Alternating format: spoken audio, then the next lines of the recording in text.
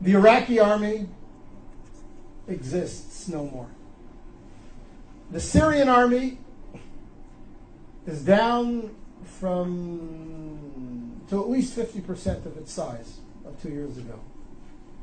The Egyptian army, all of its 14 divisions, maybe 7 are in any way active, not corroded, corrupt, falling apart. The Arab military threat to Israel has evaporated. Arab societies, as you all know, from Libya and Tunisia through Egypt to Syria, and it'll yet, unfortunately, come to Jordan, are so convulsed with internal conflict that for the next 2 to 3 to 4 decades, they're going to be racked by such internal tensions and such internal economic disparities and needs that their ability to mount a coordinated offensive against Israel in the conventional military sense is simply gone. It's gone. It's gone. So before we start discussing all the threats and the emerging threats and the dangers that are posed to Israel from the crumbling of the old Arab architecture around Israel, first let's recognize that the conventional military threat against Israel has greatly disappeared.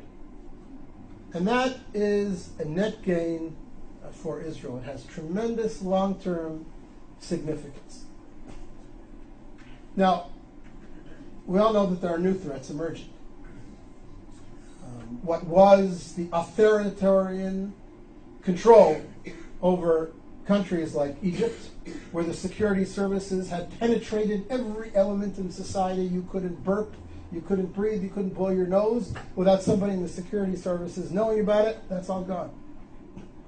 Morsi doesn't have control over the streets of Cairo, never mind the sands of Sinai, and whoever emerges as the leader or one of the leaders in Syria towards the future will never have the same authoritarian control over the country that Assad's mukhabarat, his security services, had.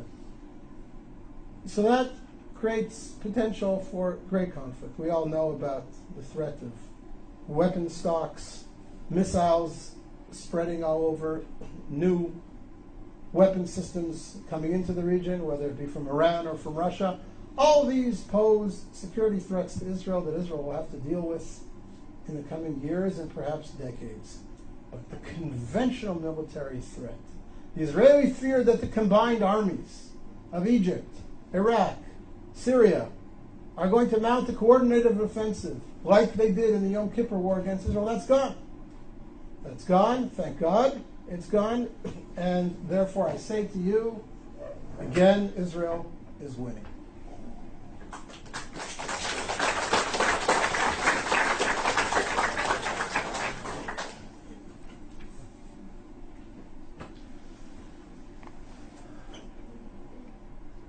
Point number 9, in grand historical terms, of course Israel's winning.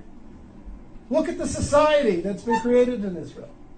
Look at the creativity of the Israeli community. Look at the vibrancy of life in Israel. I look at my kids. I have a son-in-law who's a software engineer in Israeli military intelligence. I have a daughter doing her PhD in genetics at the Hebrew University. I have a daughter studying architecture at Ariel University in Samaria. I have a son completing his bachelor's degree in computer science in high school, and he will graduate high school with his degree in computer sciences, and he has studied intensively 17 tractates of the Talmud, and he knows his Bible inside out and backwards.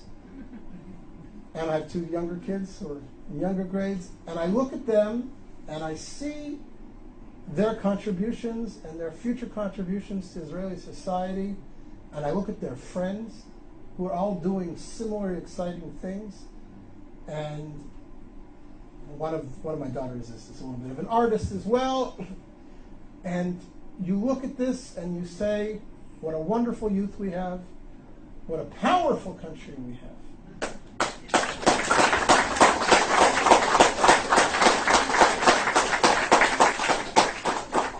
And I don't say this to gloat or to be racist, but it's important for us in terms of perspective to ask, what creative contributions has the Islamic Arab world around us made to the world over the last 100 years?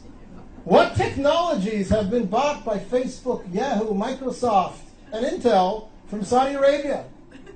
What's the gross national product of all 40 Arab countries around us put together, leaving oil aside? And again, not because I mean to be denigrating or dismissive of the Arab world, and not because I want to gloat, but because I want to reinforce in our own minds how powerful we are, how vibrant a society, how creative a society Israel has become, how proud we ought to be, how right we are to be able to continue to claim that Israel is an honorable member of the world community and making contributions to that world. It's important for us to remember that we're winning.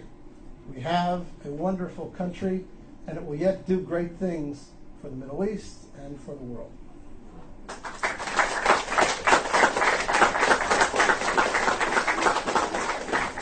And I forgot, we now have gas.